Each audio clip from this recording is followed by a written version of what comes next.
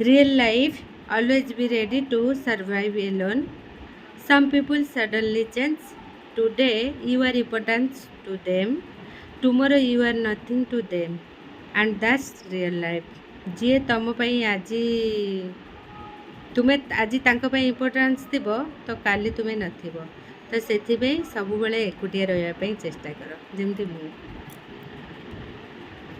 Punctuality is not just about being a time, it is about to respecting your own commitment.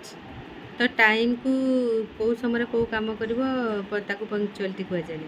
ତ ତୁମେ ତୁମର ନିଜ ପ୍ରତି କେତେ ତୁମେ ରେସ୍ପନ୍ସିବିଲିଟି ଅଛ, ତ ନିଜର କର୍ତ୍ତବ୍ୟ ପ୍ରତି କେତେ ସଜାଗ ଅଛ।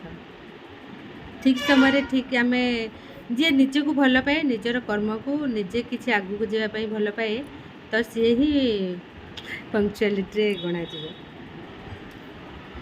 The most expensive liquid in the world is a tear. It is 1% water and 99% feeling. Think about your hurt someone.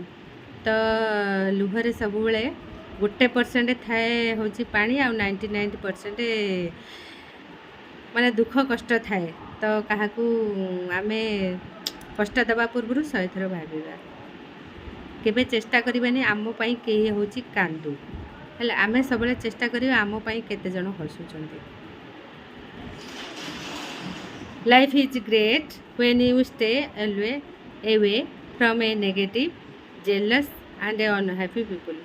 ସବୁବେଳେ ଜୀବନଟା ବହୁତ ବଡ଼। ସମସ୍ତେ କୁହନ୍ତି ଜୀବନର କଷ୍ଟ ଯନ୍ତ୍ରଣା, କିଛି ନାହିଁ ଯଦି ସବୁବେଳେ ଏକୁଟିଆ ରହିବ, ଆଉ ଜେଲସ୍ କରୁଥିବା ଲୋକଙ୍କଠୁ ଦୂରରେ ରହିବ, ନେଗେଟିଭ୍ ଯେଉଁମାନେ ଖରାପ ଥିଙ୍କିଂ କରୁଥିବେ ତାଙ୍କଠୁ ଦୂରରେ ରହିବ, ଅନହ୍ୟାପି। ଜଣେ ସବୁବେଳେ ଦୁଃଖୀ ଥିବା ଲୋକ ପାଖରେ ତୁମେ କେବେ ସୁଖ ଆଶା କରିବନି, କାରଣ ତାକୁ ସବୁବେଳେ କହିବ ଜୀବନରେ ଅଛି ଦୁଃଖ, ସେ ଦୂର ହେଇଯିବ, କିନ୍ତୁ ତୁମେ ସବୁବେଳେ ସୁଖକୁ ଗ୍ରହଣ କର। ସୁଖ ଭିତରେ ଦୁଃଖ ଅଛି, ଦୁଃଖ ଭିତରେ ବି ସୁଖ ଅଛି। ତ ଆମକୁ ନିଜକୁ ନିଜେ ଷ୍ଟ୍ରଙ୍ଗ ହେବାକୁ ପଡ଼ିବ। ଦୁଃଖ ଆଜି ଅଛି, କାଲି ପଳାଇଯିବ। ଯେମିତି ହଁ ଆଜି ତ ଅଛି, ଆଉ ଭଗବାନ ଯିଏ ଦେଇଛି, ଯେତେବେଳେ ଦେଖିବ ସବୁ ରାସ୍ତା ବନ୍ଦ ହେଇଯିବ, ଭଗବାନଙ୍କ ରାସ୍ତା ସବୁବେଳେ ଖୋଲା ଥିବ। ତ ସେଥିପାଇଁ ଲାଇଫ୍ଟା ସବୁବେଳେ ଗ୍ରେଟ୍ ଥାଏ। ତ ମୁଁ ସବୁବେଳେ କୁହେ ସବୁବେଳେ ହାପି ରୁହ, ଆଗକୁ ଚାଲ। Love your self first, because that's who you will be spending the rest of your life with. ତ ନିଜକୁ ପ୍ରଥମେ ଭଲ ପାଇବା, କାରଣ ରେଷ୍ଟ ସମୟରେ ନିଜେ ହିଁ ନିଜ ସହିତ ଥିବ। ମାଇ ସୁଇଟେଷ୍ଟ ମେମୋରି ୟୋର ମେସେଜକୁ ସବୁବେଳେ ସୁଇଟେଷ୍ଟ ମେମୋରି କୁହାଯାଏ। ତ my biggest sadness your distance, ଦୂରତା ହେଲେ ଦୁଃଖ ଆସେ। ତ my biggest hope to see your soon, ଖୁବ୍ ଶୀଘ୍ର ଦେଖିବା ପାଇଁ ଇଚ୍ଛା। My biggest wish to be with you forever, ତ ସବୁଦିନ ପାଇଁ ସାଙ୍ଗରେ ରହିବା ପାଇଁ ଇଚ୍ଛା। Thank you. ମୋତେ ଟିକେ ଟିକେ ପାରାଗ୍ରାଫ ପଢ଼ିବା ପାଇଁ ଭଲ ଲାଗେ, ଲେଖିବା ପାଇଁ ଭଲ ଲାଗେ। ତ ସେଥିପାଇଁ ଫ୍ରି ସମୟରେ ମୁଁ ସବୁ ଟିକେ ବସିକି ଏବେ ଆମର ସବୁ ପୂଜା ପାଲା ଫାଲା ହେଉଛି, ପୁଣି ସିଆଡ଼େ ବାରୁଣୀ ଯାତ୍ରା, ସବୁ ପିଲାମାନେ ବହୁତ ହେୟାର କଟ୍ କରିଛନ୍ତି, ବହୁତ କାମ ସରିଲାଣି। ତାପରେ ଯେଉଁ 2 ମିନିଟ୍ 5 ମିନିଟ୍ ବସିଲେ ବି ମୁଁ କିଛି ଲେଖେ, ପଢ଼େ, ଆଉ ତାକୁ ମୋତେ ଭଲ ହିଁ ଲାଗେ ଲେଖାପଢ଼ା କରିବା ପାଇଁ। ତାପରେ ବସିକିରି ମୁଁ ଟିକେ ବସିକି ଲେଖିଦେଲି, ସାଙ୍ଗମାନେ ଆଉ ଲେଖିକି ଟିକେ ପଢ଼ୁଛି। ଆଉ ରହିଲି, ବାଏ ବାଏ। ବହୁତ କଥା କହିଦେଉଛି ଟିକେ ମୋତେ ଗପିତେ ଟିକେ ଭଲ ଲାଗେ, ଆଉ ନିଜ ସହିତ ଗପେ, ନିଜ ସହିତ ଟାଇମ୍ ସ୍ପେଣ୍ଡ କରେ।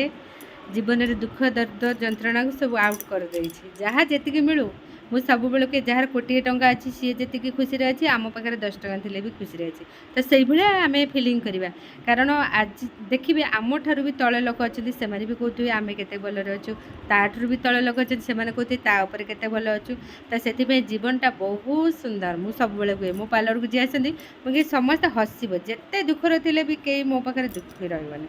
ଯିଏ ବି ଆସିବ ହସିବ, ସବୁବେଳେ ଆମେ ହସି ହସିକା ଜୀବନକୁ ବିତେଇବା। ଏଇଟା ଜୀବନ। ଆଉ ଗଲାବେଳେ ତ ଥରେ କେହି ତ ଜାଣିବେ, ଜଣେ ଥିଲା ଆମକୁ ହସଉଥିଲା, ସବୁ ଦୁଃଖ ଦର୍ଦ ଭିତରୁ ମୁଁ ସମସ୍ତଙ୍କୁ ଟାଣି ଆଣେ, ଯିଏ ମୋ ପାଖରେ ମୋ ସହିତ ଆଟାଚ୍ ଅଛନ୍ତି। ଆଉ ରହିଲି ସାଙ୍ଗମାନେ, ବାଏ ବାଏ।